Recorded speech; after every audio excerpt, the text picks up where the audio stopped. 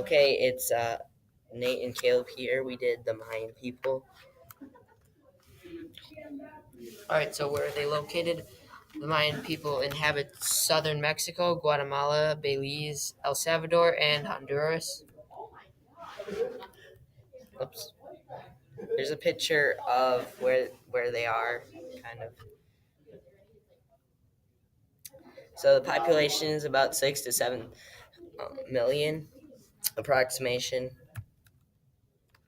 Where did they come from? Mesoamerica, which is like central, uh, central Mexico. Yeah, mainly. Well, it's Central America. Yeah, Central America. It's most of it, but it's not all of it.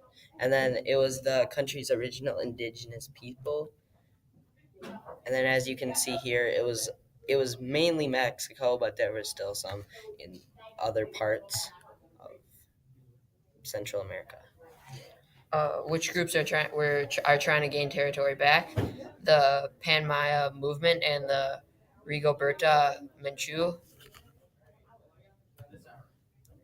This is an ethno-political movement that is being carried out by the Mayans of Mexico and Guatemala. It started in the late 1880s and early 1990s. Pretty much it helped unite diverse Mayan population, and that is the Pan Maya movement. Yep. Okay, and then there's the Rigoberta Menchú.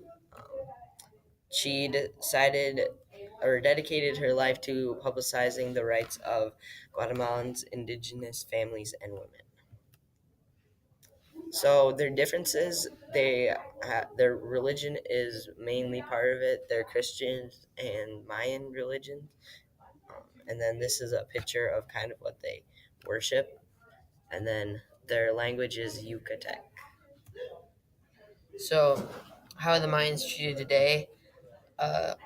They still aren't treated the best, it didn't sound like, but they are still able to integrate some of their old practices and live with modernized practices as well. Like most, they're still fighting rights, like African Americans, all immigrants, pretty much. And that kind of goes with they still aren't treating the best. Yeah. Because it just doesn't seem like they're treated like the rest.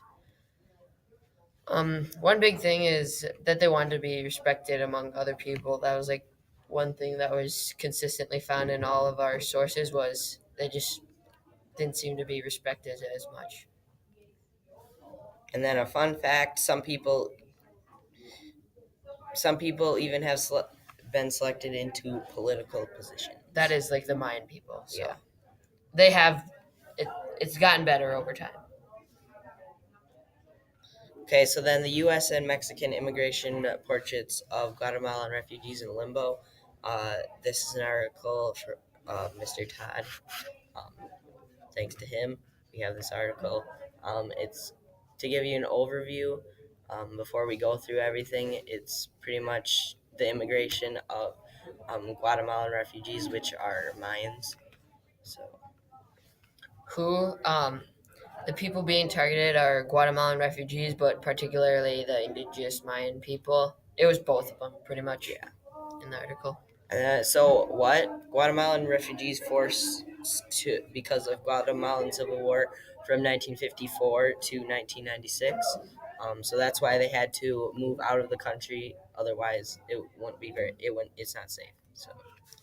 Where this occurred mostly in Guatemala, but where the refugees were flooding was to Mexico, and I think there was camps in Mexico and then along the border of Mexico and stuff like that.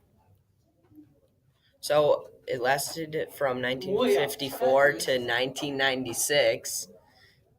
We got Brevin over here just being a silly goose. Okay. So why did they move? It was pretty much due to violence. That was a big part. It wasn't really safe to live there. Poverty and discrimination. And then how they had settlement camps, and they were made by for up to 43,000 refugees, and those refugees also made the refugee camps. This is just a picture of the Mayans. And here are our works cited. Okay, now I just need to go escape. And then,